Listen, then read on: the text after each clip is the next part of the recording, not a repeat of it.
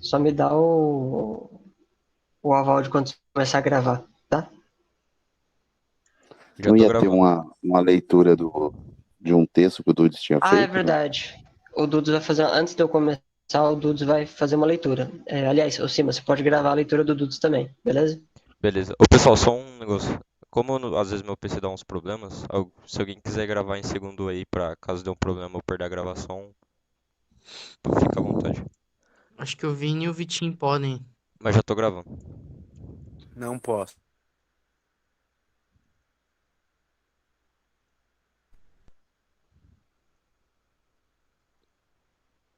Ué, o Vini não pode gravar? Não, eu já tô gravando. Só se Ah, der tá. algum problema, pode ir. Você já tá gravando? Já. Posso começar então. Pessoal, esse poema aqui eu escrevi em um contexto muito específico, tá? Mas a pedido do Vitinho e com o aval do João, eu vou, enfim, decidi recitar para vocês hoje aqui, né? Já recitei numa outra aula que eu dei sobre guerras culturais, mas isso daqui tá mais para uma ode a todo o pessoal do grupo do que propriamente dito a guerras culturais, tá? Espero que vocês todos gostem.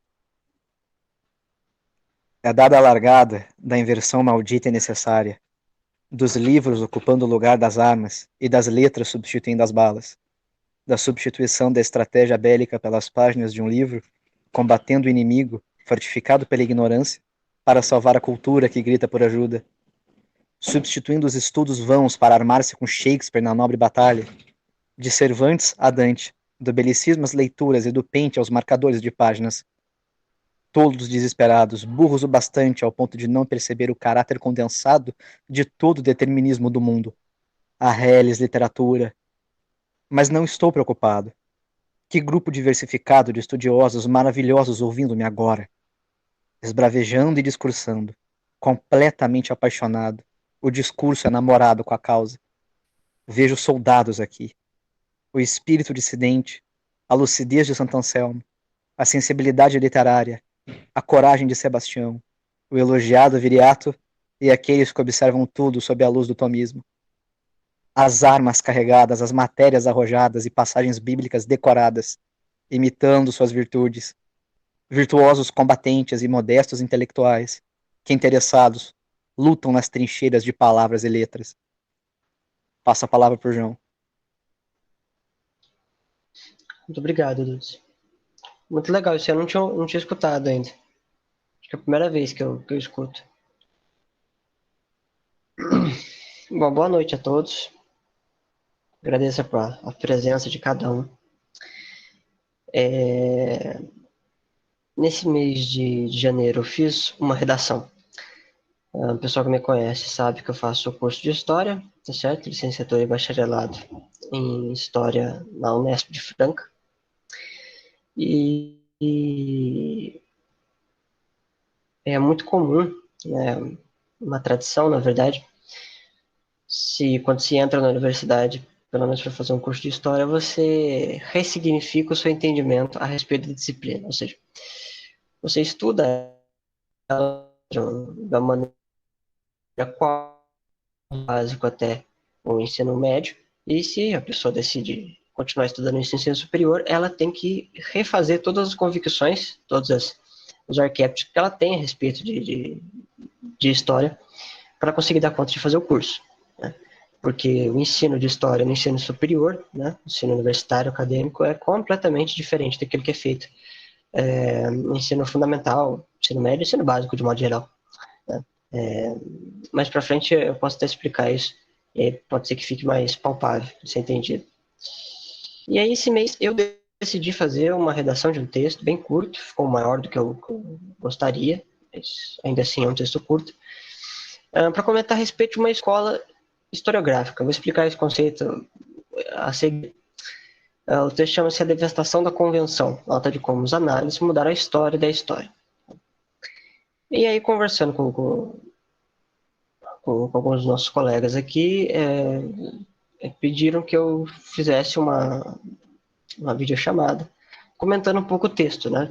Eles iriam ler o texto e eu traria alguns comentários. a respeito do mesmo. Eu estava pensando em não fazê-lo, porque há outros 2 textos que vão sair esse ano, um sobre a história da sexualidade do Egito Antigo até a Revolução Feminista, século XX, quarta onda feminista desse século, e um sobre a Igreja Católica na Antiguidade Tardia, né? Ou seja, a igreja ali dos primeiros séculos antes da conversão do Constantino. Acabaria, provavelmente, na conversão do Constantino. Falei, vou colocar esses elementos de método para a escrita da história, né, dentro desses textos. Mas aí fica uma coisa muito grande. Né? Premissa metodológica, a gente sempre escreve na introdução quais são os nossos projetos. Né? Mas, às vezes, se você deixa tudo muito condensado, já vai ter 50 páginas só para explicar um processo metódico. E o cara não aguenta ali, né? Porque não é o assunto principal. É difícil a pessoa ter fôlego. Né? E eu escrevo mal pra caramba, então fica nisso. Então eu vou fazer a parte. Né? Vou trazer uma redação à parte, um texto mais curto, para comentar sobre metodologia da história. O que acontece? Cria-se na educação brasileira, principalmente, que é uma educação positivista, tá bom? Vocês podem dar uma olhadinha, acho que todo mundo conhece o positivismo de Augusto Comte. Quem não conhecer pode dar uma olhada na internet, que acha alguma informação ou outra sobre o Augusto. A ideia é de que a história só pode ser contada de uma maneira, muito atrelada a uma espécie de objetivismo metódico. Né? Só aconteceu uma única coisa, por motivos lógicos, então só se pode contar uma única coisa. A gente sabe que isso é completamente falso. Não em questão do evento em específico, de fato, aconteceu apenas uma coisa. Mas nós temos acesso a esses elementos. A gente não retroage para o passado e vê, né, o que aconteceu, como um juiz estivesse julgando um caso, ele voltasse para o passado e observasse a cena do crime naquela noite, e aí ele soubesse quem que matou quem, o que foi utilizado para matar e tal. Não, isso depende de papel escrito. Depende de relatos, testemunhos de outras pessoas, que podem estar mentindo ou não. E existem relatos que são contraditórios, isto é, eles causam oposições à contrariedade real. E aí você analisa um documento te joga para uma informação. E aí você vai analisar o outro documento te joga para um lugar completamente oposto. E qual que seria o lugar correto? Não dá para saber. Não dá para saber. Então, existem vários modos de se escrever história. Utilização de fontes, que chama de cultura escrita, né? Cultura material, que seria atribuições arqueológicas, de modo geral. Poucos professores falam disso, mas eu acho bem importante de chamar de uma cultura oral, né? Que seria o quê? A tradição. Né? Analisar isso na história da igreja ajuda muito, mas não só. Tá? Quer dizer, uma cultura oral também é interessante. Né? E aí o historiador procura elementos dessas 3 vias, ou apenas 2, que dialogam entre si, até de uma só trabalho com texto, não tem problema, que dialogam entre si e aí conjura uma interpretação de elementos. Ou seja, ele estuda os textos, ele estuda vamos dizer assim, toda aquela gama, aquele banco de dados que ele levanta, e depois a conclusão do estudo dele é uma interpretação daqueles eventos. Ele cria um modelo, né? Esse modelo, na verdade, é desenvolvido no final da tese, e na hora que vai se explicitar a tese no texto pronto, seja uma tese acadêmica, até mesmo um livro, esse modelo é apresentado como primeira instância. Mas ele não foi feito primariamente, diferente do método sociológico. Ele foi feito por último. Né? Então se estudou, se investigou, se concluiu tal coisa, e essa conclusão seria uma espécie de arquétipo padronizado, como se fosse uma norma, uma lei do ponto de vista conotativo, que é impregnada dentro dos fatos históricos para explicá-los, né? E é isso que torna a ciência, né, a história enquanto ciência humana, uma disciplina, vamos dizer assim, de estudar o arsenal mental das pessoas do passado. Você não estuda propriamente os eventos, você estuda o entendimento das pessoas sobre dados eventos. Entende? Então ele dá com gente, tá? Gente morta. Com texto e relato, testemunho de gente morta. Arte, artefatos, tudo isso de gente que já foi embora, né? Então foi pensando nisso que eu tive contato com isso da história e decidi me transformar isso numa profissão, né? E quando, é claro que eu estudo guerras, crises, morticínios, fome, não fico agradável, não é uma coisa agradável de estudar, não me sinto bem fazendo isso, mas faz parte do assunto, então a gente acaba fazendo, né? Eu gosto de estudar problemas existenciais, mais na parte de filosofia, né, propriamente de história. Mas aí quando eu vou estudar, por exemplo, civilização medieval, que eu vejo os cristãos da época, a igreja na época, eu vejo a agricultura na época, a arte, o modo citadino de viver, o modo camponês de se viver. As coisas em períodos mais antigos, seja ocidental, até mesmo oriental, dependendo do que estivesse analisando, as coisas parecem fazer mais sentido. As instituições são criadas com propósito e elas seguem esses propósitos até as últimas consequências. As pessoas morrem levando as suas ideias às últimas consequências, né? E o mundo de hoje, eu tenho um descaso muito grande pelo presente, o mundo de hoje é uma bagunça muito grande, né? Qualquer coisa significa qualquer coisa. Antigamente as pessoas, na Idade Média, morriam pro túmulo com medo do inferno.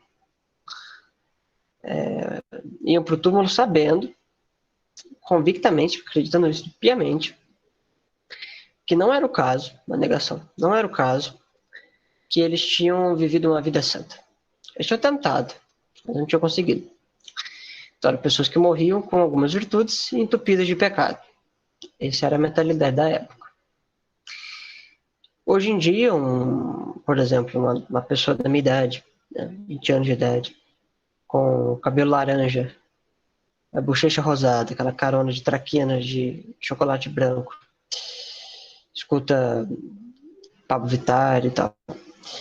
Se ele tem um final de vida muito triste, muito prematuro, vai morrer com 20 anos, por exemplo. Doença crônica, intratável e assassina. Ele vai pro túmulo acreditando que ele viveu a melhor vida possível. E aí começa a vir aquele grupo inexorável de Spraches, jogos de linguagem em alemão. Não, porque eu soube amar, eu fui tolerante, eu respeitei as diferenças, seja lá o que essas proposições signifiquem. Eu lutei por um mundo melhor, também sei o que isso significa, mas ele disse que lutou por isso. Então ele morre com um sorriso no rosto, ele morre com medo. E apesar do homem e da mulher do século XXI se sentirem muito evoluídos, do ponto de vista inteligente, eles se acham muito inteligentes e tal, o mundo cada vez fica pior, inegavelmente, tá? Faz muitas décadas que a gente não tem um novo gênio, tá? A luz de Broglie, de Max Planck, tá certo?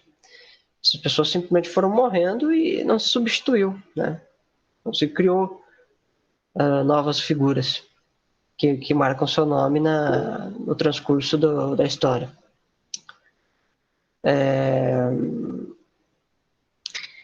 Então, quando eu analiso essas culturas mais antigas, eu não faço isso porque eu tenho carinho por elas. Elas nunca fizeram nada por mim, porque eu teria carinho por elas. Não é nostalgia, porque eu não vivia naquela época. Eu nasci em 2001. Não é por desejo, pelo belo, pelo não sei o que e tal, porque eu não dou bola para isso. É um desejo puramente mimético. Eu não estudo esses povos por carinho. Eu estudo porque eu invejo eles. Tá certo? Eu sinto inveja de viver de conhecer um homem da minha idade que viveu numa instituição cristã, católica, cujo Papa não era enorme. Eu sinto inveja de uma pessoa assim, declaradamente. Ela já morreu, então é uma mediação externa. Não posso fazer nada para roubar o objeto desejado dela. Então é isso. Aí eu fui fazer a redação do texto.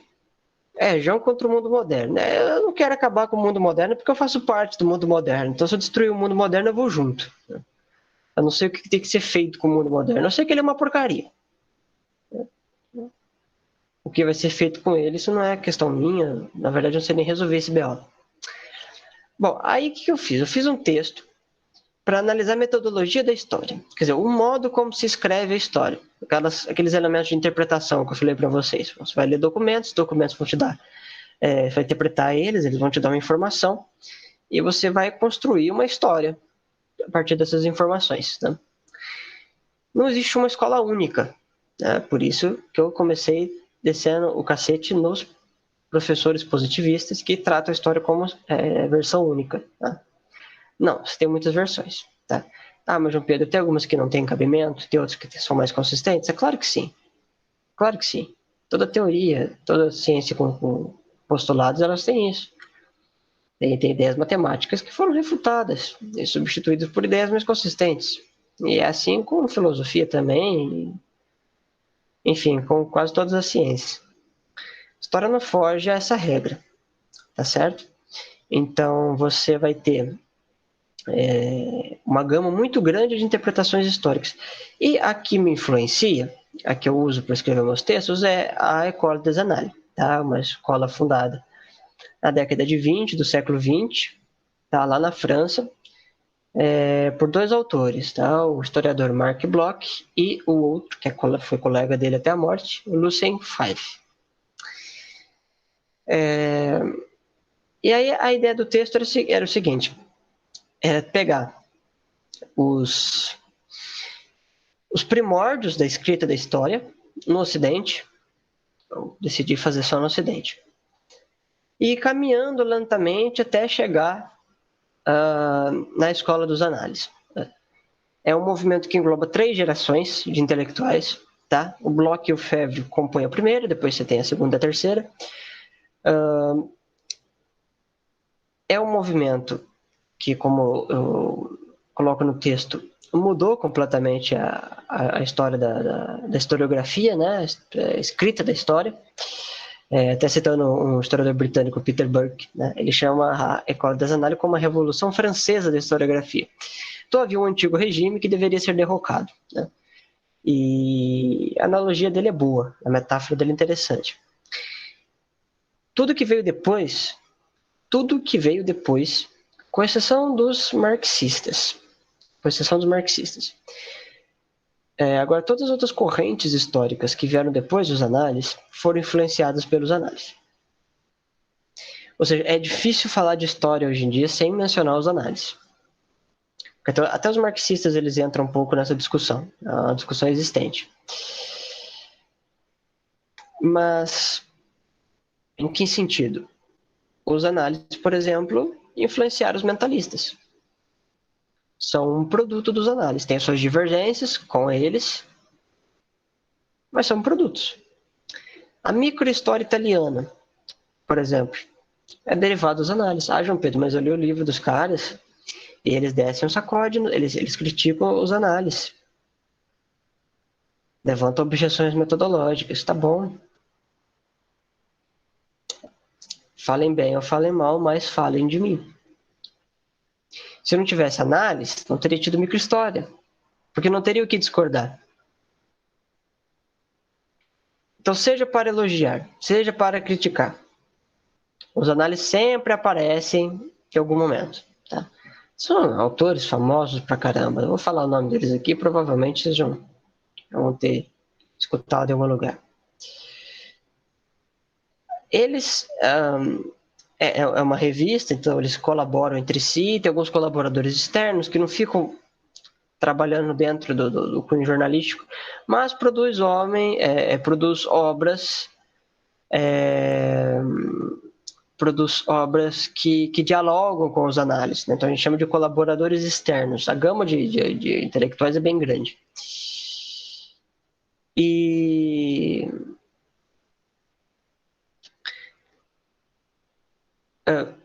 tem outras revistas paralelas que foram concorrentes dos análises, mas ganhou-se muita popularidade com os autores, então virou até uma espécie de moda francesa, que foi um pouco rejeitada no Brasil durante um bom tempo, que graças ao Gustavo Corsão, ao Gilberto Freire, José Guilherme Belchior e alguns outros mais, se mudou um pouco o jeito de trabalhar com a história do Brasil, tá? A gente fala mais desses autores, né, para frente. Os análises, eles têm uma coisa interessante. Eles têm a mesma cosmovisão a respeito da história. Tá? Uma história antropológica. Uma história que fala dos homens, que fala da sociedade. Tá? Que hoje para nós é uma coisa natural, mas na época deles era um pecado, uma heresia. Não se podia escrever textos assim. Por mais que eles tenham essa mesma cosmovisão, eles também têm suas diferenças.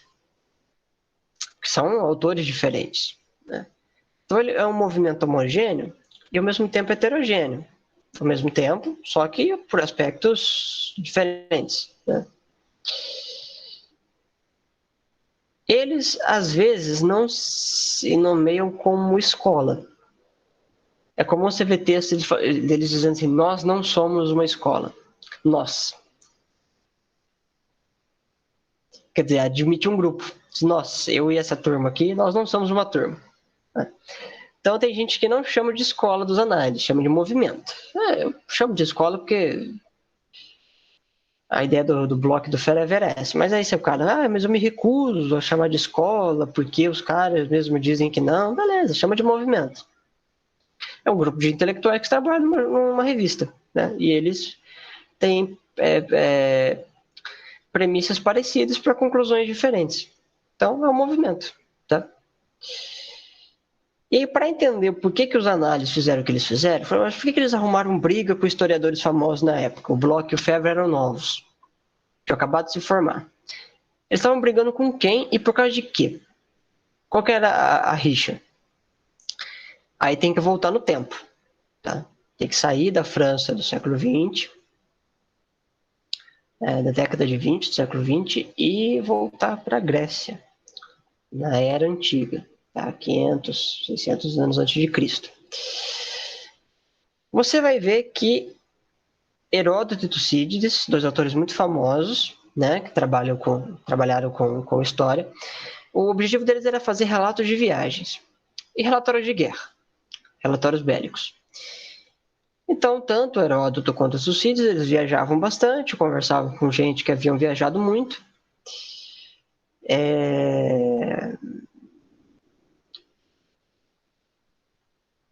E aí eles iam coletando dados, coletando textos, coletando testemunhos, isso que eu falei da tradição oral, porque alguns testemunhos eram orais, e faziam seus livros, né? Então, assim, eles traziam, por mais que eles não referenciassem fontes, olha, essa informação específica, eu, Heródoto, tal, tirei desse lugar aqui, porque está escrito assim, no parágrafo. Não tem isso. Não tem isso. Mas tem dados nos textos, né? Então, sei lá, Guerra do Peloponeso. Ele bota lá o número de atenienses, o número de espartanos, o tanto de navios que foram jogados ao mar, e por aí vai, né?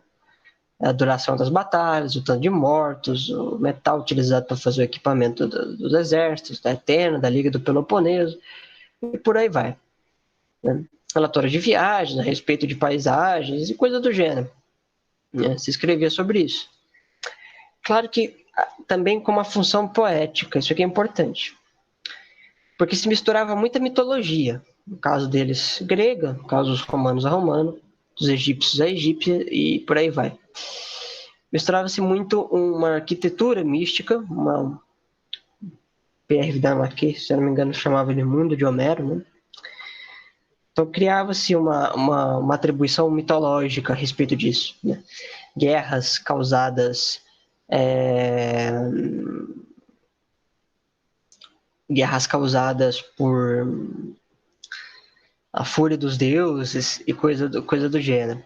Então se fazia registros dessas coisas, ao mesmo tempo que fundamentava essas coisas à luz de uma mitologia local. Então tinham implicações e explicações místicas, independente se são verdadeiros ou falsos, não sei se são juízos que pessoas da época podem fazer, mas o objetivo não é o caso que seja esse. Deixa eu ver aqui que o Bob perguntou. É possível categorizar o método. Aliás, vocês podem fazer perguntas pelo chat, se tiverem vergonha de abrir o microfone. Se quiserem também bacana. Se quiser abrir a câmera também, porque ela é legal, você ver rosto de gente, ver fotinho, né? Dá um sentimento sozinho. E não precisa ficar acanhados. Tá? Eu não dou bola para isso, não. Então é possível categorizar o método histórico clássico, que eu imagino que ele está falando do antigo, que eu estou traduzindo como infactus, apesar da mitologia? Não, porque a mitologia é mais importante que a facticidade. Para eles. Então, ela é uma história construída a partir da mitologia. Quer dizer, eu só faço esse exercício insano de ficar lendo um documento atrás do outro, pegando toda aquela gama de informação, porque deve ter alguma explicação mística. Isso não acontece ao acaso, isso não acontece porque os seres humanos são arrombados, isso acontece porque tem algum lance religioso no meio, divino. Né? Esse é o entendimento desses autores.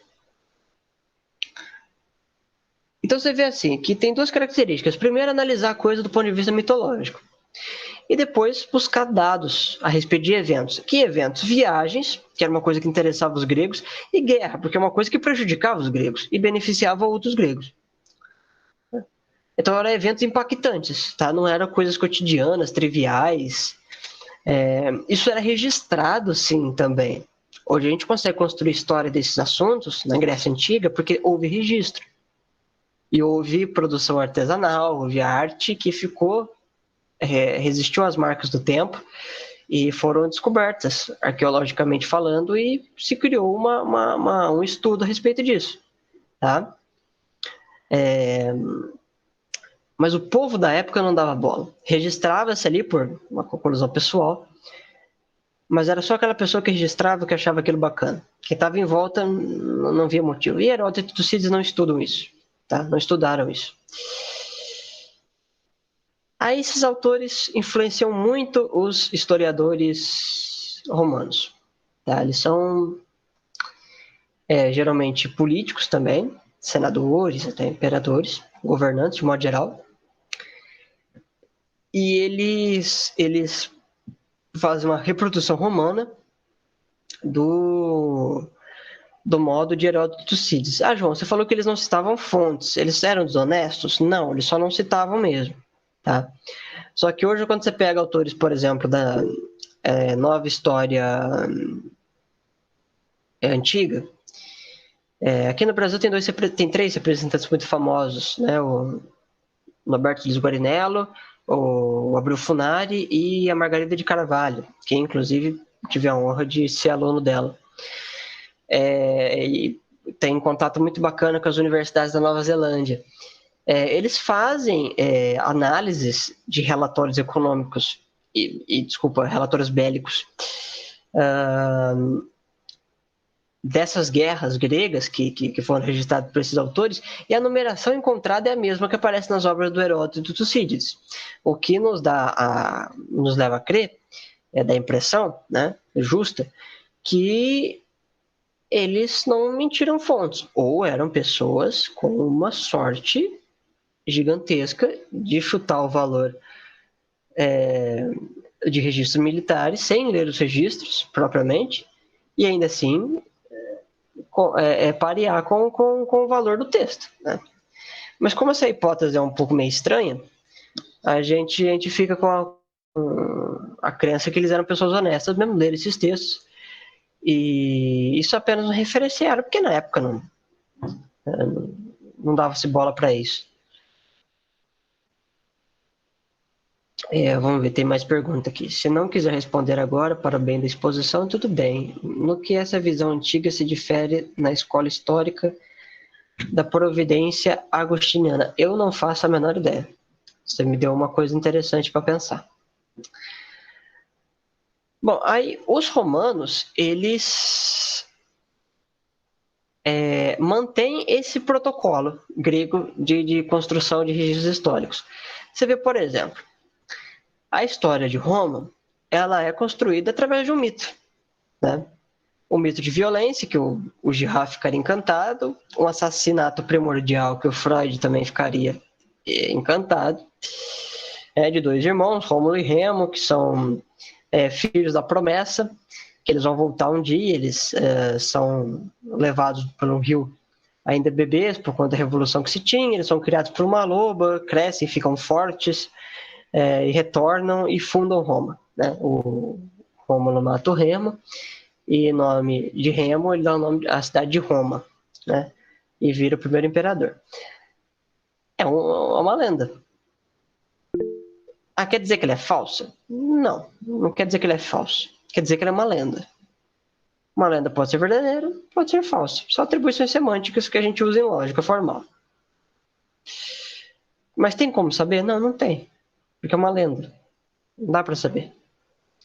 É difícil dar certeza das coisas, assim. O pessoal tem mania de ser categórico em tudo que fala. Eu não penso assim. Cícero, por exemplo. Cícero chamava o Rômulo de gênio, né? Porque o Rômulo construiu a cidade de Roma na colina do Palatino, que tem aquelas 7 colinas. Vocês pegam o mapa de Roma, vocês conseguem ver as colinas assim. Fica num buraco lá no meio. Isso é longe do mar. E para você sair do mar e entrar no buraco que é Roma, você tem que escalar uma montanha, descer a escarpa, cair lá embaixo. Aí você faz a invasão. E aí, como você está longe do mar, é difícil da pessoa te invadir, né? Aí vem o Cícero. Olha, tá vendo? Esse cara era um gênio. Ele fez a cidade num lugar maravilhoso, impossível de ser invadido. Olha como é que esse cara era um visionário e tal. Tem pé nem cabeça.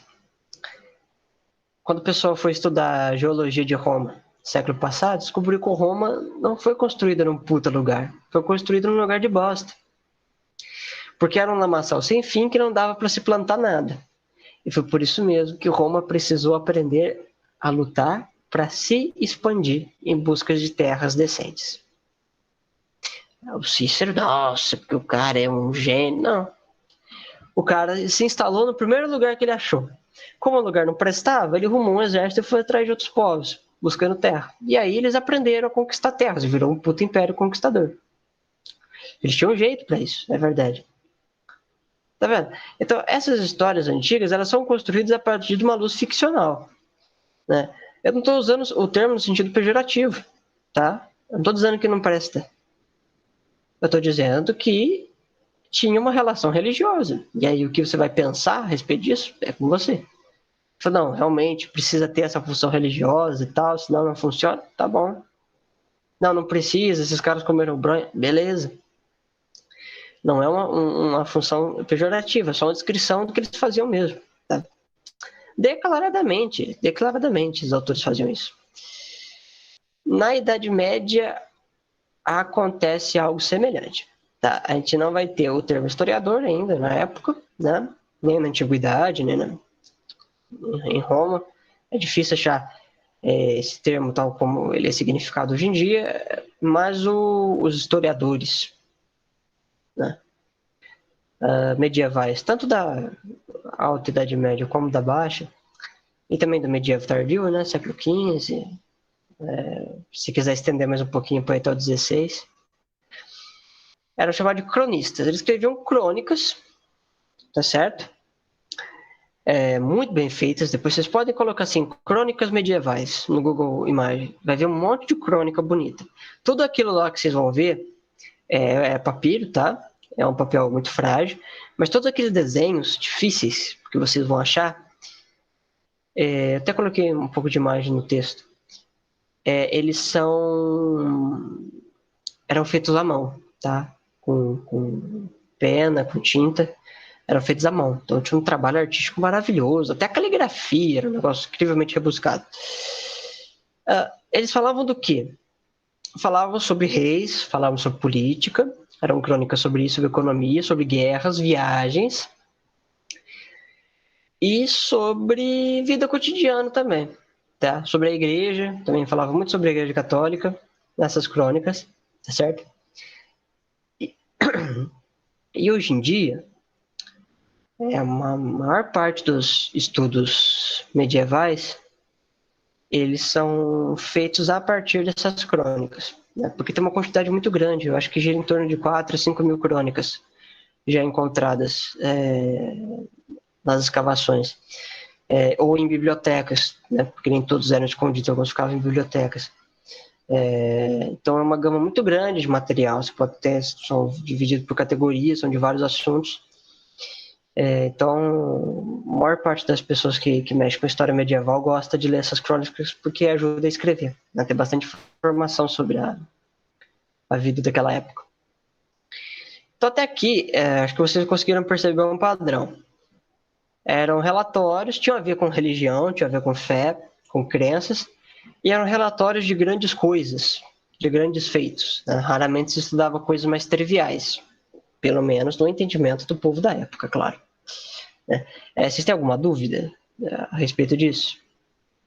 Enquanto isso, vou ler um negócio aqui que escreveram.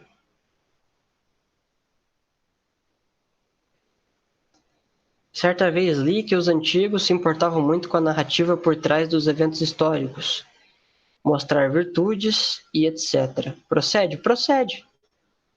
A mitologia que conta a história dos heróis. Os heróis dos mitos, né?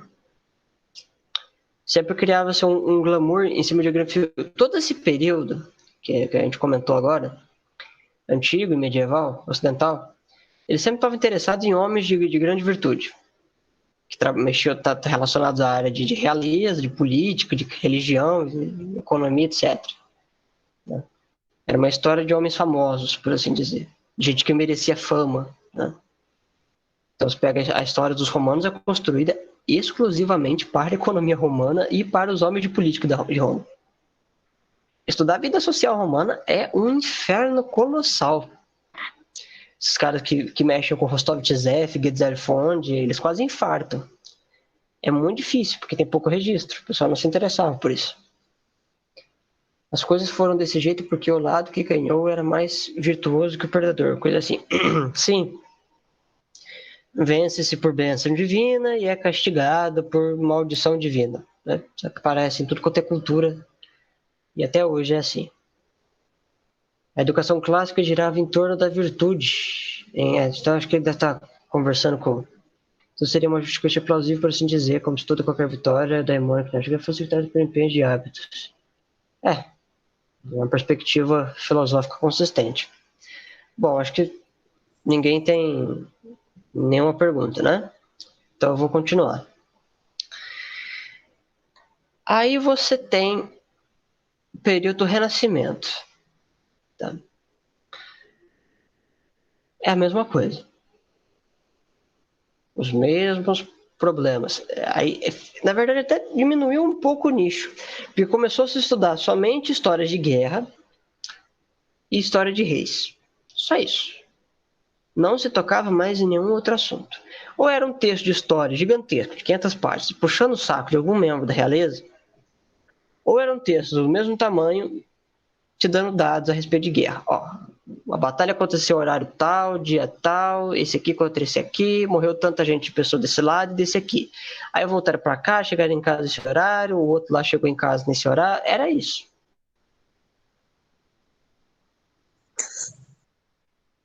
Pedro, só isso. E quem fazia outras coisas? Boicote. Não se podia fazer isso. Então você vê assim que a maior parte do tempo a historiografia trabalhou em unanimidade. História da realeza, história bélica e tal. Então o período do Renascimento foi assim, século XVII foi assim, século XVIII foi assim. No século XIX começou a ter alguns problemas. apareceram alguns autores que começaram a questionar esse método, né? Porque eles eram bem incisivos, tá, pessoal? Eram bem incisivos. Você vai estudar a história de reis, você vai estudar a história de... Esquece religião, tá? No período moderno, renascentista, esquece religião, tá? Você fica na parte medieval e antiga. O Renascimento esquece isso. Estudar reis, estudar guerra, pode falar um pouquinho de economia. Como que o rei era um gênio na arte de administração, ou como a guerra trouxe grandes espólios e ferrou um outro povo. Ficava circundando os temas principais. Apareceram alguns autores, alguns dentro da área acadêmica de história, outros dentro da área acadêmica de filosofia, que colocaram essa ideia em xeque. Um deles é bem famoso, foi o Hegel. Para o Hegel, a história gira em torno de catástrofes. E catástrofes conjuram novas formas de entendimento. Por que ele afirma isso? Até falo no texto que a teoria hegeliana, a metafísica hegeliana, é extremamente complexa. Me arrisco a dizer a mais complexa já escrita. Não em rebuscamento de escrita, mas em assunto mesmo. Porque o debate filosófico grego, medieval, e até a época do Hegel, dentro do braço da metafísica, da ontologia geral, da cosmovisão, cosmologia, você tinha dois mundos, o mundo físico e o mundo metafísico, o mundo das coisas terrenas e o mundo das coisas supraterrenas. E aí a discussão era essa, tá? Então, você tinha Platão, que defendia a realidade desses dois, Aristóteles, que também dizia a realidade desses dois mundos, mas que esse mundo metafísico estava dentro do mundo físico, por isso tem aquele termo de forma in re, né, a forma dentro da coisa, né, universal dentro da coisa, e não fora dela, outra espécie de plano. Heráclito e Parmênides também nisso, o devir do mundo terreno e a permanência do mundo ontológico. Aquino, Scott, Anselmo, Leibniz, Kant, enfim, a história da filosofia, da ontologia, de modo geral, é inteira assim, tá? E aparece o Hegel, ele também entra nesse assunto, só que ele junta os dois mundos, um mundo só.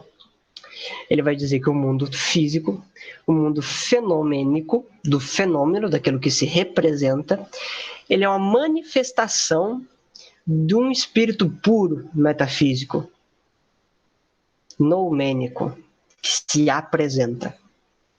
Por isso, fenomenologia do espírito. Isso é uma coisa confusa pra cacete. A história, tudo, lógica ganha um novo significado, porque essa é a manifestação do espírito puro. A história ganha um significado, porque os cursos da história, eles não são randômicos, ao acaso, ou eles são determinados por funções puramente imanentes, né? O que eu quero dizer é o seguinte, conjurados num seio social puramente mundano. Eles são determinações de um espírito puro e indeterminado, que se determina na história. É o Zeitgeist. Então, aí ele inaugura um negócio que a gente pode chamar de filosofia da história, que é uma aberração, tá? A gente não confunda filosofia da história com história da filosofia, pelo amor de Deus. Filosofia da história é uma análise filosófica do entendimento da escrita da história. História da filosofia é contar como a filosofia se desenvolveu, evoluiu, né, entre aspas, ao longo do tempo. Tá? O historiador não estuda a filosofia da história, porque já não tem mais muito a ver com história. Mas o Hegel, querendo ou não entrou em debate com isso. E, obviamente, foi um tumulto gigantesco. O Karl Marx também entra nesse assunto, ele e o Engels. Tá? Porque eles eram de orientação hegeliana, mas chegou um momento da vida que decidiram romper com Hegel por acreditar que a teoria do Hegel estava certa, mas de ponta cabeça. O que isso quer dizer? Não é a consciência pura que determina o meio social, mas é o meio social que determina a consciência pura. A dialética não é dialética de contradição, mas uma contradição de dialética. Então ele inverte a tábua do sistema hegeliano. e, obviamente, tem uma visão materialista da história. Tá? Que outrora não era feita porque envolve filosofia, porque acho que isso é uma positividade marxista. É isso. Exato como o próprio João disse, a história da filosofia ocidental do Bertrand Russell é a melhor história da filosofia existente. Não, nunca disse isso. Isso não foi preferido por mim de maneira alguma. Eu tenho um ranço gigantesco pelos livros de filosofia do Russell. Mas é um bom matemático. Onde é que eu estava? Assim, o Marx ele vai entrar também nessa discussão junto com o Hegel. Aí vem um autor factualista, né? Nesse sentido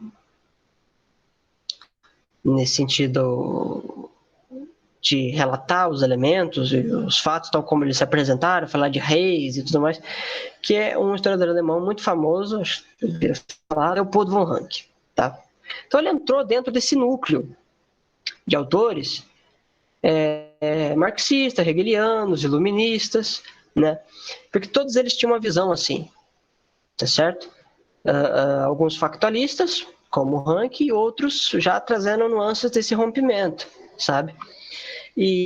Só que o Ranke ele é um cara que foi formado no ser positivista, mas ele era descontente com os dois métodos.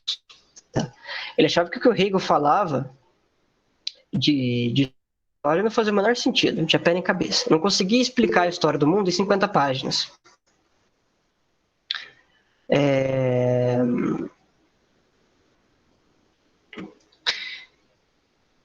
É como se a pessoa desse funções metafísicas para as coisas que não são metafísicas. Para o Ranke, essa tese não tem cabimento. E aí, às vezes, o Hegel ficava meio egocêntrico, sabe? Não, porque esse povo que eu vivo é o mais evoluído dentro dessas catástrofes, que adaptou melhor. A América Latina não tem história, só tem geografia, né? Esse tipo de coisa. O Kant também fazia isso. O Hume, por exemplo, era um factualista. Até fala no texto que o Hume era uma pessoa frustrada, né? Tentou ser advogado, viu que não era para ele, rompeu a tradição familiar de gerações, foi tentar ser filósofo, não aceitaram ele na universidade, ele ficou puto pra cacete,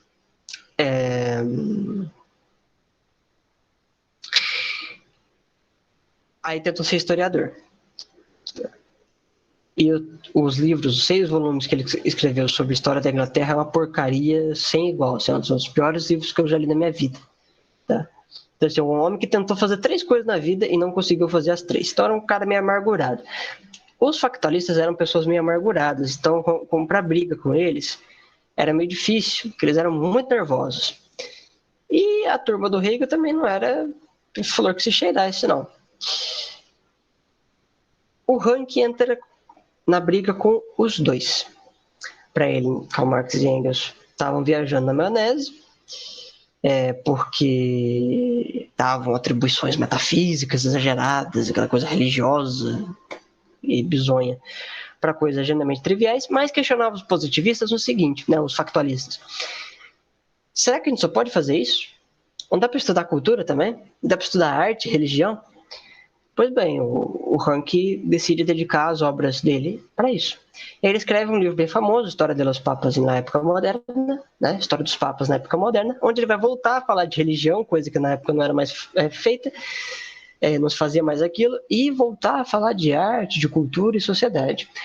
Ainda é um autor positivista, factualista, ainda é um autor factualista, tá? Positivista também, você pode chamar ele de positivista sem problema algum, mas eu acho que o termo factualista é mais preciso aqui. Todavia, ele abre um diálogo maior do que era comumente feito, né? Então, o Ranke é um desses exemplos, tá certo? Outro também que aparece, numa época, amigo de Nietzsche, né? Numa época próxima ali a Ranke, era amigo pessoal de Nietzsche, o Jacob Burckhardt, grande historiador da arte, né? Ele também traz estudos voltados para a cultura e religião, por exemplo. Coisa que os factualistas consideravam pecado mortal. Entende? Deixa eu só dar uma olhada aqui no Pode responder mais tarde. A filosofia da história é uma mistura bem louca, como você já disse, mas é a teologia da história. Cara, não dá para avaliar filosofia da história pelo método histórico. Teologia da história é a mesma coisa. A gente não estuda isso porque já não é mais faz parte da história, entendeu? Porque é o seguinte, cara, quando você pega, por exemplo, história da filosofia, a filosofia é objeto da história. Quando você pega filosofia da história, a história que é objeto da filosofia. Uma ciência não é objeto de si mesma. Então você não vai escrever história da história. Filosofia da filosofia. O que é isso? Geografia da geografia. O quê? Gramática da gramática. Matemática da matemática. Não serve para nada. Então o que acontece? Não dá para estudar, aplicar testemunhos históricos, né, argumentos epistemológicos de história numa disciplina que não é histórica. É possível fazer, né? Então, assim, não se cria juízos de valor sobre isso, né? A minha crítica, aliás, não é nem da possibilidade de existência da filosofia da história, mas achar que ela é disciplina da história. Ela não é. A disciplina da filosofia. Então, você estuda em filosofia. Você não fica forçando historiadores a usar uma coisa que não foi feita para eles, nem criada por eles. Assim funciona. João, a escatologia esse aqui é o Dudes, né? A escatologia do Wagner não é um tipo de tese filosófica da história, eu diria que é teológica. Dá um fim teológico. Assim, pode relacionar com filosofia, tudo bem. Mas me parece que, analisando como um todo a conjuntura, principalmente do ordem e história, né? O conceito de ordem dele é um conceito teológico. É um conceito teológico.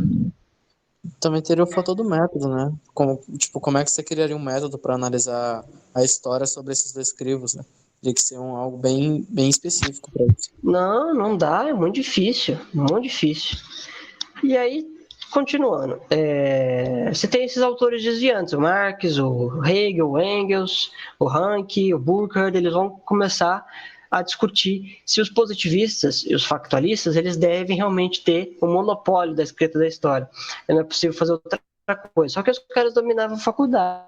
Alguns desses autores foram perseguidos no ensino universitário. Tá? E aí a gente vem para a virada dos 20. Tá? Em 1900 acontece, 1900 é o último ano do século XIX, né? O século XX começa em 1901. A gente tem o que os historiadores chamam de controvérsia de Lamprecht. Tá? O Lamprecht, ele foi um historiador, eu acho que, se não me engano, é Adolf ou Rudolf Lamprecht. Deixa eu dar uma olhada aqui.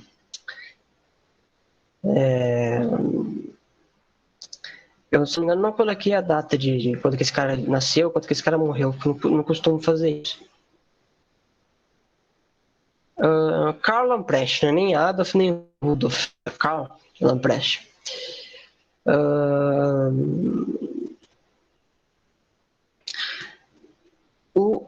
O Lamprecht, ele vai se especializar em história econômica. Ele vai dizer que a economia, ela não é entendida por jogos de poder, politicagens que os factualistas estudavam, né? Então, tudo que acontecia no país era jogo de poder. Alguém está tentando tomar o poder, alguém está tentando preservar o poder. A gente aprende isso na escola, porque as nossas apostilas, elas são positivistas. A nossa educação, a nossa bandeira é uma bandeira positivista. A maior parte do tempo, a gente foi governado por fazendeiros e militares. Então, quem ferrou o Brasil, na verdade, foram militares e fazendeiros, não foram os comunistas. Atrapalharam também, mas isso é outra história. E aí o Lamprecht vai dizer o seguinte: só é possível estudar economia através da sociedade, ou seja, o que é da economia influencia a sociedade e vice-versa. Puxa, o cara foi perseguido pra cacete, mas ele conseguiu publicar seus livros. E por mais que ele tenha sido completamente boicotado na Alemanha, as obras dele chegaram na França, influenciaram, por exemplo, o François de Coulanges, e também o Paumontot. Tem outros autores, mas esses dois são importantes.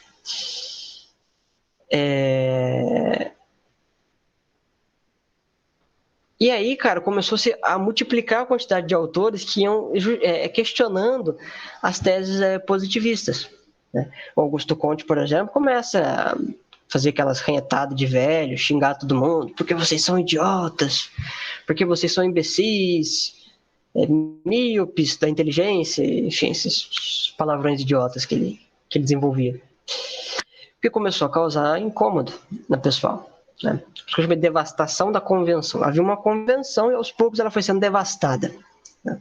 As pessoas foram se opondo a elas até o ponto de elas serem minoria, né? A convenção, em coisa de um século, vira minoria, tá certo? Esses autores, eles vão influenciar um outro muito importante, o Colange, o Lamprecht, o Paumontot, que é o Henri Bergson, tá? O Henri Bergson, ele era bem mais abrangente que os outros autores, então ele queria misturar a história econômica com elementos da sociologia, com elementos da antropologia, da filosofia, da geografia, psicologia, várias outras áreas do conhecimento humano, tá? De modo que fosse fazer uma verdadeira história cultural, né? E aí ele contrata 2 jovens historiadores, né? Marc Bloch e Lucien Febvre. Contrata esses 2. E aí eles começam a escrever, e apesar de serem novos, eles já eram muito inteligentes, tinham uma grande erudição. Então a revista, né, de Revue de Synthèse Économique, Histoire Économique, né, a revista de síntese histórica econômica, tá? Ele ia misturando muitos assuntos, né? Chamava psicólogos, gramáticos para conversar sobre história e tudo mais. Ao mesmo tempo, havia movimentos paralelos que também faziam essa discussão, além da revista do Henri Bergson. O Henri Pirenne, por exemplo, historiador belga, se não me engano, no auge da sua fama, foi conhecido pelo Bloch e pelo Febvre, né? Ele era um autor que já na academia da Europa Ocidental já trabalhava com discussões a respeito da logicidade das teses positivistas. Nos Estados Unidos, sem saber de nada que estava acontecendo na Europa, 2 historiadores americanos, o Frederick Jackson Turner e o acho que é James Harvey, né? Deixa eu só dar uma olhada aqui se é isso.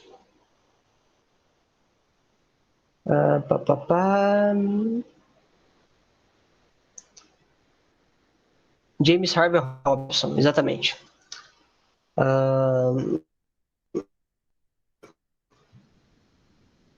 Esses 2 autores fundaram o que a gente chama de New History, né, a nova história, de crítica ao positivismo e de escrita à história do que estava sendo feito pelo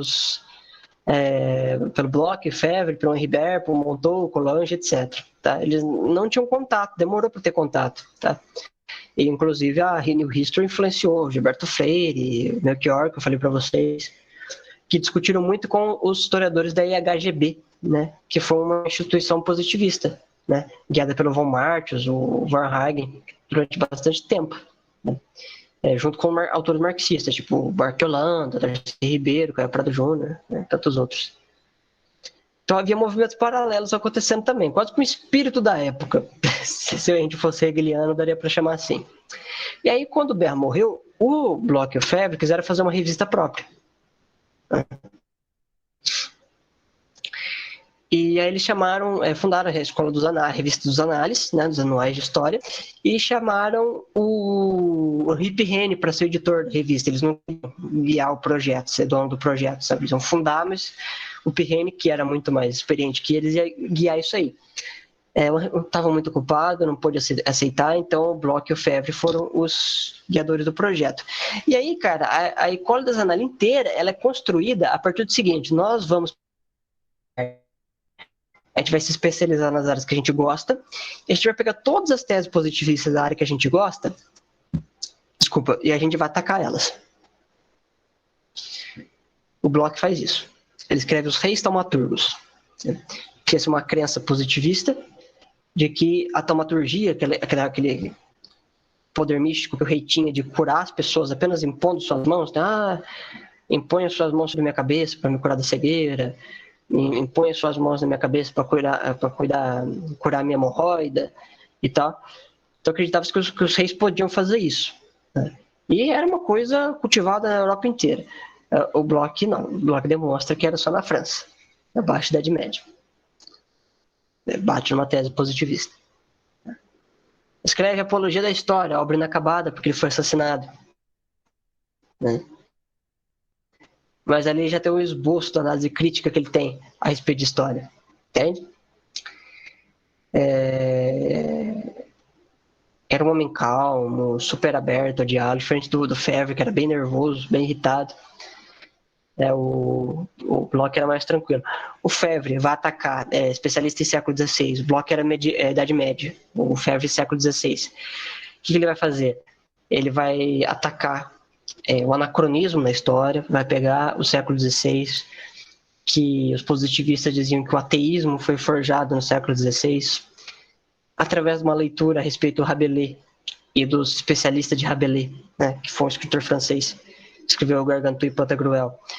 O Fevre vai mostrar que essa tese é um anacronismo, né, que os autores leram mal as fontes, que alguns autores deturparam as fontes, tá, perderam o emprego por causa disso.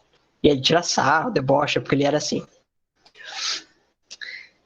Você vai ver... Isso seria a primeira geração dos análises. Né? A segunda geração dos análises, após a morte dos mestres, é guiada pelo Fernand Braudel, né? E por seus discípulos, o Leroy Landorier e o Manuel Wallerstein. Tá? O Braudel, né, autor ali do Mediterrâneo, da civilização material e capitalismo, né, ele vai dar uma peça alternativa materialista para a história, ou seja, tem o materialismo histórico do marxismo, e aí o Braudel tenta dar uma alternativa, né? Ele pega ali conceitos, por exemplo, do Fevre, instrumental mental, né? Que os análises são muito próximos ao Carl Gustav Jung. Né? Então, cria-se uma espécie de fórmula psíquica de um consciente coletivo. Né? Então, quer dizer, a massa anônima ela tem uma mentalidade muito parecida. Até a autonomia do indivíduo, mas ela tem elementos muito parecidos com o seu vizinho. Então é possível falar de muitos, pretendendo falar de apenas um. O Braudel ele quer analisar isso dentro da economia, mas ele desenvolve o conceito de longa duração. A cultura é entendida não no seu imediatismo, mas o instrumental mental é conjugado numa longa duração, que varia de povo para povo, ou seja, o tempo passa, entre aspas, de modo diferente de povo para povo. Em 50 anos, a França conseguiu construir universidades sólidas no período medieval. São Tomás de Aquino já dava aula, né, em Paris. 50 anos não foi suficiente para o Brasil construir universidades sólidas. Ao mesmo tempo, efeitos diferentes. Por que isso? Por uma longa duração, se extrai várias informações, ou seja, sai-se dos problemas atuais e vai voltando, buscando rastrear qual que foi a origem desse problema. É isso que o Mark Bloch chamava de método retrógrado, ou movimento retrógrado. Chama de método para não confundir com física, tá certo? Sair de problemas presentistas, um termo Foucaultiano, por exemplo, e para suas raízes. Né? Os textos que eu estou fazendo, por exemplo, da igreja, eu estou pegando uma inquietação que eu tive de por que a igreja se subalternizou tanto ao mundo moderno, quando que isso começou, e como que era a relação da igreja com o meio. Eu vou buscar isso na fundação da igreja. O primeiro texto sobre a igreja vai ser sobre atividade. Sobre sexualidade, por exemplo. Né? Queria entender por que a sexualidade no século XXI é uma sexualidade de revolta, de crise, de problemas. A revolução sexual, ela briga com tudo. E se mescla de modo muito simbiótico ao Estado moderno. Quer dizer, ela diz abertamente brigar com uma espécie de antinomia entre a renúncia e a ação. Entre a ação e a retração, por assim dizer, ou contração. De fazer um ódio ao desejo ou transformá-lo num tabu. E de seus preceitos que vieram ao longo do tempo. Mas se elas estão brigando com alguma coisa, eu vou pressupor que essa coisa talvez exista, uma hipótese. Então eu vou voltar desde a Grécia até chegar no século XX para analisar a formação dessas antinomias E o que as feministas estão revolucionando? Elas estão se revoltando, mas se revoltando contra o quê? No texto que vai sair esse ano, eles vão ver que elas estão se revoltando uma coisa que é puramente fictícia, existe só na cabeça delas, que quando se mistura com o aparato jurídico foi uma coisa muito sensível de dizer, porque já deixa de ser uma conclusão pessoal e vira uma norma, certo? Uma estrutura dominante, né?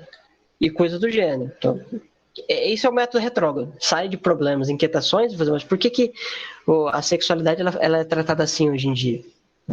Ela vira um ódio completo contra uma espécie de antinomia arcaica. De fato, existem essas antinomias, mas o feminismo cria novas. E utiliza do Estado para bloquear a possibilidade de dizer que isso ainda é antinômico, por meio de práticas, ações, omissões, palavras, etc. Então, é um exemplo, como eu falei, sou influenciado pelos análises, então as coisas que eu escrevo. Quando eu vou falar sobre filosofia, sou influenciado pelo Mário Ferreira dos Santos, então, né, é até inevitável, eu faço até inconscientemente. E aí o Brodel desenvolve esses termos justamente para poder falar de cultura, né? Desenvolve também o termo economia mundo. Não confunda com economia mundial. Economia mundo são sistemas celulares de economia determinados por processos geográficos, porque por Brodel isso influencia. E aí um sistema geral de economia ele é forjado por várias economias mundo, né? Então, por exemplo, minha cidade tem um tipo de geografia, a cidade do Rastelli tem outra, né? Então as economias elas são diferentes, né? E aí, quando você pega a região mogiana, da qual a minha cidade do Rastelli participa, você tem um sistema econômico, com várias economias mundo dentro. Tá? Não tem nada a ver com a economia mundial, pelo amor de Deus. Já vi gente na internet cometendo essa gafe, por isso que eu estou alertando. Então, assim, aí ele estuda mais economia do que o Bloch e o Febvre, estuda mais cultura. Tá? João Pedro, eu vi gente falando que ele é marxista. Olha, no Civilização Material, ele se aproxima mais do marxismo. Tá? Ele diz que tem algumas coisinhas de Karl Marx não estão erradas assim, mas no Mediterrâneo é uma obra antimarxista. Mas posso chamar ele de marxista? Não, chama ele de análise. Porque apesar de usar alguns termos de Karl Marx nas últimas obras dele, ele deixa bem claro as divergências dele para com a obra marxista. Tá? Então não faz sentido colocar ele como um marxista se ele critica tanto Karl Marx. Beleza? Aí a terceira geração, por exemplo, aí é composto um monte de autores. Jacques Legoff, que é especialista em Idade Média, escreveu um monte de livros sobre a Idade Média, sobre a ordem mendicante, o purgatório, fiz até um vídeo sobre isso. O George Duby também medievalista, tá? Qual que são as teses que o Legoff ataca? Né? O Brodel ataca esse sistema de materialismo histórico, o Legoff vai atacar interpretações a respeito do papel dos mendicantes, papel da igreja, a formação da cultura cristã do Estado, né? Aquelas teses que não havia intelectuais na Idade Média, ele ataca isso aí também. O George Duby vai atacar as relações de vassalagem que os positivistas falavam ser metafísicas dentro do sistema feudal, que todo sistema feudal tinha sistemas rígidos de vassalagem. O Duby mostra que não. O Pierre Nora sai um pouco daquelas teses do Hippolyte Taine e começa a usar o instrumental mental do Febvre para falar sobre a formação da cultura francesa. O Christophe Pomian começa a falar de filosofia contemporânea, história da filosofia contemporânea a respeito disso, de linguagem contemporânea a respeito disso. Certo? O Michel Foucault também trabalha com essas questões. Tá? Já vou voltar no Foucault daqui a pouco. Os análises também entregaram mulheres, que o trabalho das mulheres, das historiadoras na Escola dos Análises é fundamental para qualquer um, tá? Tem que ler de qualquer jeito. Regine Pernod, Monozoff, Arlette Farge, Michelle, sempre eu esqueço o sobrenome daquela tiazinha.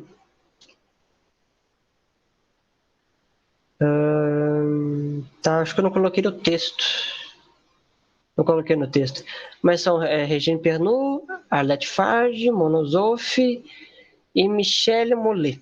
Acho que é isso. Estudam especificamente mulheres na Idade Moderna e na Idade Medieval, principalmente a Pernod. tiram aqueles mitos de que a mulher era oprimida, devastada, não podia estudar, não sei o que, tá? Arrebenta com isso. Não precisa nem dizer que são odiadas pelas feministas por causa disso. Mas eram todas mulheres? Não, assim como nem todos os homens tinham essa vida. Tá entendendo? Mas o comportamento feminino e o modo como a sociedade lidava com o feminino é completamente diferente do que se vê em mídia, por exemplo. Em canais de YouTube, né, esse pessoal mega inculto. Como essas discussões feitas em jornal e tal, são feitas com um nível de erudição muito baixo, é muito pouco interessante para esses jornalistas e youtubers, influenciadores estudarem os assuntos antes de comentar, tá? Geralmente eles não fazem isso, tá? Então o trabalho das análises é muito importante, né? Elas realmente honraram aí a cadeira. O Foucault, né? João Pedro, achei que o Foucault era filósofo, né? Eu até boto no texto isso, né? O Foucault é utilizado, sim, em núcleo de filosofia, tá certo? Mas o Foucault realiza uma história, tá? O Foucault trabalha como historiador, tá certo? Tem uma... Eu vou até ler aqui para vocês. Isso aqui é uma frase que ele faz no documentário Par lui-même, né? Por ele mesmo. Ele vai dizer o seguinte... A vrai dire, je ne suis pas philosophe. Né? Para dizer a verdade, eu não sou filósofo. Je ne fais pas de philosophe dans que je fais. Né? Ou seja, não existe filosofia no que eu faço. Je devais de me nommer, donner un ticket, dizer que je suis, je voudrais dizer terriblement embarrasse. Né? Se eu tivesse que me nomear, me dar uma etiqueta, dizer o que eu sou, confesso que eu estaria num terrível embaraço. Entende? Então, assim, ele já vai falando que ele não se considera filósofo, né? E aí ele continua. Je ne demande pas que c'est de connaissance, né? Eu não questiono o que é o conhecimento, que seria uma área da filosofia. Mon problème não é pas de savoir se les découvertes scientifiques sont vraies ou não. Né? Meu problema não é saber se os discursos científicos são verdadeiros ou não. Né? Que eles são liés à uma objetividade ou não, se são objetivos ou não. Se ele fala, ele é considerado cômodo, coerente ou simplesmente confortáveis, né? Se a gente pode considerá-los como coerentes ou confortáveis, cômodos, né? Se são a expressão de uma terrível realidade, né? Se são uma expressão de uma realidade terrível, rien de tout c'est là mon problème. Nada disso é meu problema. Je dirais que les frères une histoire de la problematização. Eu digo que devemos fazer uma história das problematizações. C'est à dire, quer dizer, l'histoire de la façon dont les choses produisent des problèmes. Ou seja, a história da maneira pela qual produzem problemas. Isso é exatamente a tese do Mark Bloch.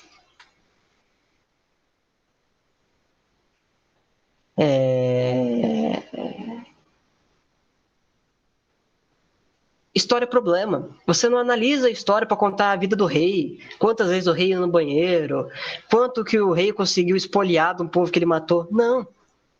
Problemas da atualidade que têm raízes históricas. E aí você vai estudando a sociedade a partir de como nós chegamos até aqui. Você está entendendo? É isso que os análises vieram a fazer. Né? O René Girard, por exemplo, também começou a vida especialista da Idade Média, lendo texto de literatura medieval, analisando instrumental mental. Depois ele fundou a escola dele própria da teoria mimética. O que é a teoria mimética? A gente vê as pessoas invejando muito. A inveja, tudo quanto é lugar. As pessoas imitam as próximas. Todo mundo quer copiar todo mundo. De onde é que vem isso? Aí ele volta para a literatura, ele volta para as religiões politeístas, ele vai para o cristianismo. Ele percebe, nos insights dele, uma triangulação. É por isso que ele cria uma outra escola, porque ele descobre uma teoria nova. Tá? Né? Quer dizer, que o nosso desejo ele é mimético. A gente imita o desejo do outro. Então tem o sujeito desejante, no caso eu, por exemplo. Aí tem o objeto desejado. Ou antes um objeto qualquer, uma garota. Aí tem um mediador, que por enquanto não vai ser o mediador. Então tá o sujeito, uma outra pessoa e um objeto. Aí esse mediador começa a desejar esse objeto. E eu começo a desejar esse objeto. Não porque eu me interessei pelo objeto, mas porque eu imito o desejo do mediador. É um triângulo. Mediação externa, quando eu não consigo me aproximar para disputar com o mediador para conseguir o objeto, porque é duas pessoas com um objeto só. Então um vai ficar sem.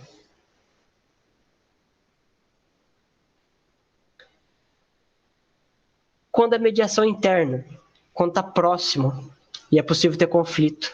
Para o Jihad, a democracia só conseguiu fazer isso. Ela aproximou as pessoas no estado de igualdade que você consegue só fazer mediação interna. Ou seja, o mundo vai ficando mais violento. E é verdade, o século XX e o XXI são os séculos mais violentos da história ocidental. E da história oriental também, ou seja, do planeta Terra inteiro. Ele tem até um artigo, né? Como se sacrifica uma pessoa na democracia. Porque parece que a democracia é mais limpa, mas não é. Então são problemas do presente que são transpassados para o passado. E aí se estuda a sua natureza. Isso é core dos análises. Isso rompe com aquelas religiões absurdas da sociologia histórica dos marxistas, que criam modelos de sociologia e ficam forçando dados históricos a entrar dentro. O Max Weber faz isso com o protestantismo. Ele cria um protestantismo e um capitalismo e força tratados teológicos protestantes a entrar dentro dos conceitos dele.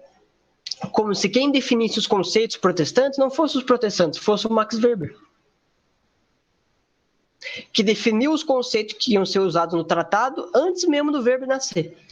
O pessoal já sabia, a gente vai usar esses conceitos aqui, porque daqui a 100 anos vai nascer um sociólogo que vai falar assim, então já vamos escrevendo. Quer dizer, não tem pé nem cabeça, é coisa de gente idiota. Então as análises vêm para isso. Por isso que eu fiz um texto dedicado somente para eles. Então é isso que eu tinha para falar para vocês. Vocês têm alguma pergunta? Tentei ser o mais rápido possível, para não deixar ninguém com sono. Acho que deu 1h20 aí de conversa. Ótima exposição, gente. Meu amigo, que francês fino do fino. Gentileza sua.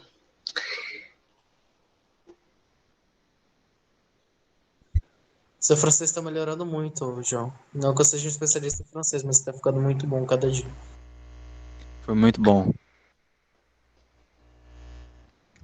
Ó, o Bob já vai mandar pro pessoal. Quem tiver interesse, pode mandar mensagem para mim ou pro Bob pedindo texto, que a gente manda para vocês. Se vocês tiverem o WhatsApp da gente, a gente manda para vocês o PDF. Vocês leem, se vocês estiverem afim, não vou ficar bravo. Quem não quiser ler, até porque eu já fiz a exposição aqui, certo? Fico muito feliz, veio muita gente, achei que não ia vir quase ninguém. Então, assim, foi bem legal mesmo, vocês participaram, fico muito feliz. E é isso, tá? Mas eu acredito que acho que ninguém tem mais nada a perguntar, né? Acho que já depois esclarecer tudo. Deu sim. Bom, João. Meus parabéns. Só uma pergunta. Aliás, uma coisa que eu esqueci. O prefácio do texto foi escrito pelo Eduardo Viana, tá? Pedi para ele fazer, ele fez. Então tá com o nome dele lá no prefácio. Cada texto que eu faço, eu peço para alguém fazer o prefácio. Né? Então o Eduardo fez lá um prefácio. Como se fosse uma introdução ao texto, ficou bem legal, gostei bastante. Então vocês podem ler para prestigiar o cara também. Oi, Champs. Ô, João, eu tô fazendo aqui. Provavelmente alguém vai postar isso no YouTube. Eu acho que o Silas vai postar, mesmo que seja privadamente, o vídeo só pra ficar salvo. Eu tô fazendo aqui uma thumb pro vídeo. Depois eu vou te mandar pra ver se você gosta, beleza? Beleza. Pois eu vou arrumar um jeito de pegar esse vídeo, esse áudio e postar no meu canal também. Acho que tem bastante gente. Eu tinha prometido pro pessoal que acompanha a série do Mário Ferreira que ia ver. Bom, enfim, se estiver gravando ainda, pode parar a gravação, tá? Já acabou a